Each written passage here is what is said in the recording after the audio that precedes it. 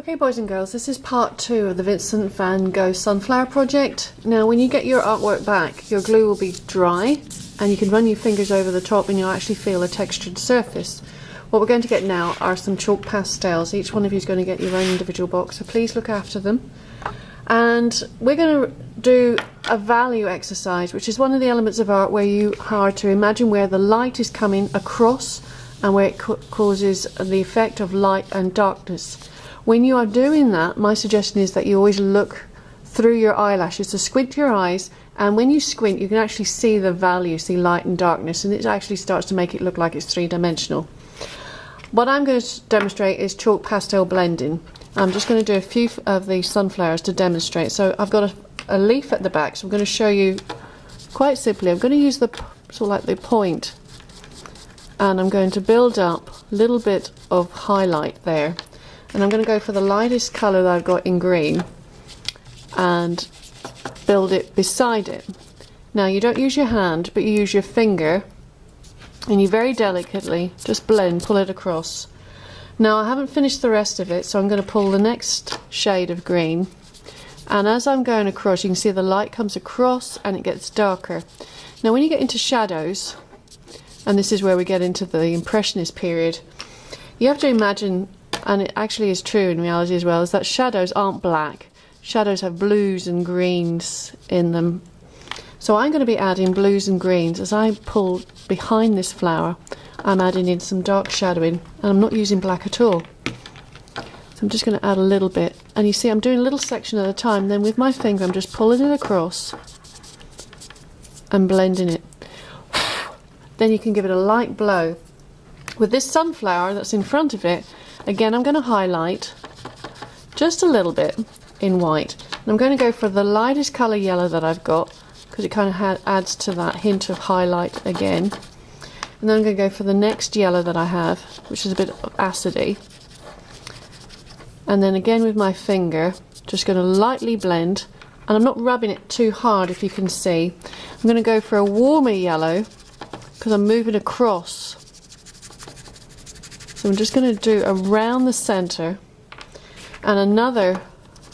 Now this is where we can start squinting and we can start seeing the value, because now we've got the light coming across. I'm just going to blend and pull it down. A little bit of orange. I'm working my way around and very lightly just blend it. With the centre I'd be using like a rusty brown, and then there's a darker, more chocolatey brown. So again the light's coming across, and I'm just going to blend that around, and if I need to add more dark I can, just by going around it, and then I'm adding that value. Now I want to just highlight this a little bit stronger. Okay, so you can go back and again just lightly blow. If you need to wash your fingers, and very lightly blend. Don't use your hand, because if you go across it and just use your whole hand and blend, it's just going to turn all the colours muddy. Now you're going to continue that until you have the whole of your project filled. So take it section by section, highlighting, you know, imagining where the light source is coming from, and then adding highlights and lowlights and shadows. And as I said to you, the shadows work really great if you're adding in the purples against the yellow, because purple and yellow actually complement each other, and orange and blue complement each other, so those are really working well together. And you're going to continue until your whole picture is completely filled. So again, remember where your light source is, bring it across. When you have it done, I've got one that I've been working on, you should end up something like that. And there I want to show you like the colours. If you squint you'll see that there's value, goes light to dark. I've added blues and purples as shadows, and now I've got my vase in place as well. I've used a glue stick.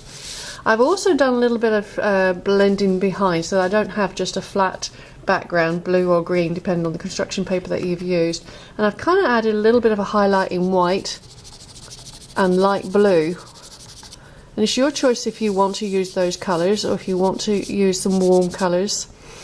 And then with my vase, I've done just the way Vincent did. I've signed my first name, and then you can see I've just started doing this. Because the light's coming across, I can very subtly highlight the edge and add a little bit of white there, give it that accent, bring it round, and then with a slightly darker yellow, shadow around this side like that. And again, I'm going to use my finger and blend it. And if I wanted to darken up that shadow anymore, I would just sort of like squint at it. Remember, always squint. I want you to look at it through your eyelashes. You get a really good reading of the shadow in there. I'm just going to add a little bit of blue, and it's actually going to give it that sort of like three-dimensional finish to it. I'm just going to work on that a little bit more, blend it in, so I've got that velvety finish. And there you are, boys and girls. Vincent van Gogh, sunflowers, using glue drawing and chalk pastels, and we're using the element of art value. But mainly it was line with the glue, colour, value and texture. There you go, boys and girls, now it's your turn. Let's go and make some art.